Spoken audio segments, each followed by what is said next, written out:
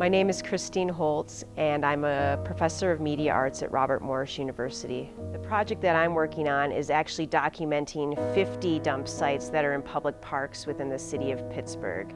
There are over 300 surveyed dump sites in the city of Pittsburgh, and Allegheny Cleanways is estimating the real number of dump sites to be 3 to 4 times more than the 300 plus that have been surveyed.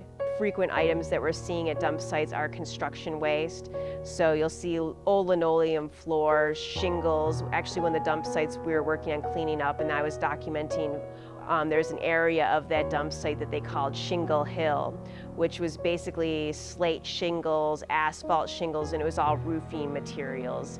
And it was a whole hillside covered with these illegally dumped items. On the north side, there's a dump site that's at a public pool. It's right outside of the public pool area where children would go and swim, and the trash is just thrown down the side of the hill, and it actually is hitting the fence that is around the pool, which I thought that was pretty shocking. It's really kind of shocking to think that people are dumping their waste at places that their children go to play, and how could people not feel shameful about that? We've been trying to figure out why people dump their trash illegally for quite a while, and there's a number of theories out there depending on who you talk to on why this phenomena is happening. One of them is that it's just ingrained in the culture of the region and that people don't think it's necessarily a bad thing to do.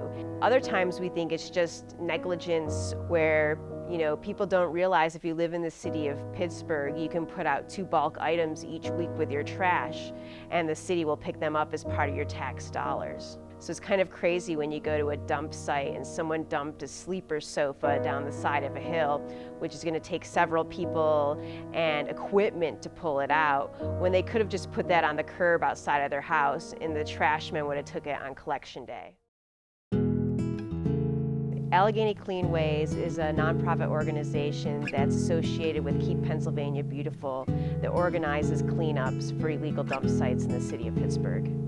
I first learned about Allegheny Cleanways when I read an article in the Post-Gazette talking about the illegal dumping problem in the city of Pittsburgh. I was really shocked when I read the article, and then I saw Allegheny Cleanways was mentioned in the article, so I actually, my partner that I'm working on the project with, Lauren, called Allegheny Cleanways, and we met with Myrna Newman, who's the director of that, and she gave us all this information and helped us get started on the project.